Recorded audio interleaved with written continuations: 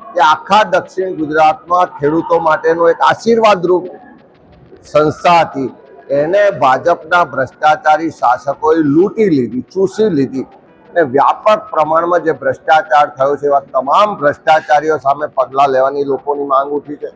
આ આખો સુરત જિલ્લો એટલે ગૃહમંત્રીનો હોમ ટાઉન હોમ જિલ્લો કહેવાય, પણ અહીંયા ગામે ગામ લોકોની ફરિયાદો મળે છે કે દારૂ અને ડ્રગ્સને કારણે યુવાધન બરબાદ થાય છે, બુટલેગરો બેફામ થયા છે, જે ગુંડા તત્વો છે. દક્ષિણ ગુજરાતની જનાક્રોશ યાત્રાનો આજે 7મો દિવસ છે ને આજે બારડોલીથી શરૂઆત કરી અને સાંજે માંગરોળ સુધી પહોંચવાના છે. આજે સવારથી જ બારડોલીથી શરૂઆત કરી કે જ્યાં સરદાર સાહેબની એ ભૂમિ કે જ્યાંથી ઐતિહાસિક રીતે અંગ્રેજો સામેની લડાઈનું નેતૃત્વ થયું. આજે લોકો એકી અવાજે માંગ કરી રહ્યા છે કે સરદાર સ્મારકને રાષ્ટ્રીય સ્મારક તરીકે જાહેર કરવામાં આવે. સાથે સાથે બારડોલીમાં જે સુગર ફેક્ટરી એ આખા દક્ષિણ ગુજરાતમાં ખેડૂતો માટેનો એક આશીર્વાદરૂપ સંસ્થા હતી, એને ભાજપના ભ્રષ્ટાચારી શાસકોએ લૂંટી લીધી, ચૂસી લીધી અને વ્યાપક પ્રમાણમાં જે ભ્રષ્ટાચાર થયો છે એવા તમામ ભ્રષ્ટાચારીઓ સામે પગલાં લેવાની લોકોની માંગ ઉઠી છે. આ આખો સુરત જિલ્લો એટલે ગૃહમંત્રીનો હોમ ટાઉન હોમ જિલ્લો કહેવાય, પણ અહીંયા ગામે ગામ લોકોની ફરિયાદો મળે છે કે દારૂ અને ડ્રગ્સને કારણે યુવાધન બરબાદ થાય છે, બુટલેગરો બેફામ થયા છે, જે ગુંડા તત્વો છે.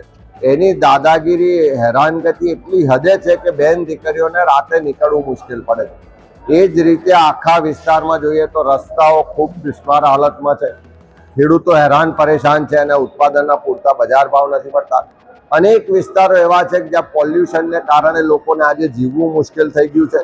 ચારે તરફ ભ્રષ્ટાચાર ચાલી રહ્યો છે, ચારે તરફ દાદાગીરી ને હેરાનગતિ ચાલી રહી છે.